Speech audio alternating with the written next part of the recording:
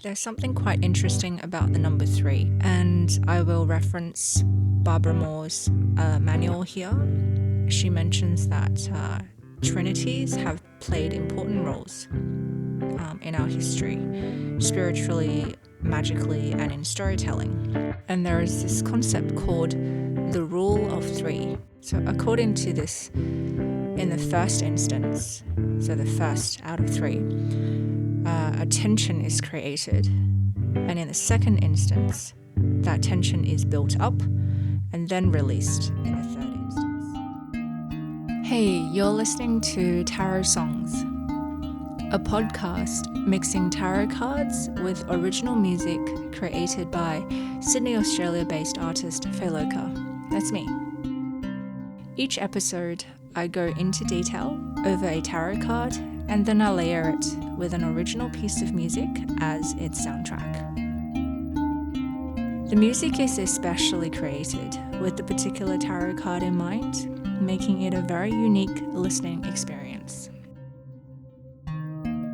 For the one-card readings, I refer to the Rider-Waite-Smith deck and Barbara Moore's Steampunk deck. I also referred to texts by Joan Bunning, Barbara Moore, and others. It's a pretty exciting journey. I'm really looking forward to reinterpreting the tarot with authentic, original music, and I hope you'll stay with me on the journey of exploration and imagination. I do have to give out a trigger warning, as these cards are inquisitive by nature. I reference experiences, some of my own, some are of others, that reflect trauma, PTSD, complex trauma, anxiety, depression, and other experiences, and feelings that may be uncomfortable or that may feel unsafe for you. The show notes will tell you where to skip ahead so that you can go straight to the music piece. And I will always play the music piece as a solo track towards the end of each podcast episode, so that it may hopefully help you facilitate your own readings or your own creative practice, whatever it may be. Don't forget to subscribe and follow me on social media so that whenever a new episode is released, you'll be notified and you can take a listen.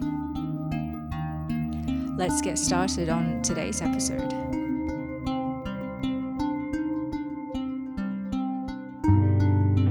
Welcome to Tarot Songs, episode 19. I've picked the 3 of Cups for this episode. It's a lovely celebratory card. I especially love the imagery where 3 women are celebrating and they're having a little party to celebrate some achievements. And because it is cups, it is about being happy and being in a really good and delighted mood. There's something quite interesting about the number 3, and I will reference Barbara Moore's manual here. She mentions that trinities have played important roles in our history, spiritually, magically, and in storytelling. And there is this concept called the rule of 3. So according to this, in the first instance, so the first out of 3, a tension is created, and in the second instance, that tension is built up and then released in the third instance. And in our 3 of Cups, the 3 female figures have obviously gone through that journey and now they're celebrating their achievement. It is a celebratory card.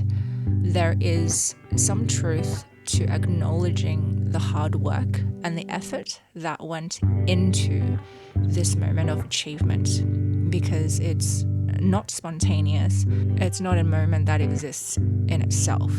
It's a moment that's happened because of previous actions. And so the story is something along the lines of taking a journey, finding difficulties, overcoming those difficulties, and then getting together with your friends to celebrate. In the literal sense, the 3 of Cups does reference getting together and having a little party with your girlfriends.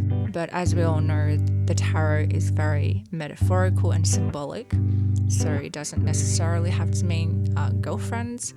It could also mean just you acknowledging to yourself what you've achieved and having a celebration, having a pause, and to just acknowledge and give yourself a pat on the back. It could also remind you to go out and take a walk in nature, or like go for a swim in the ocean.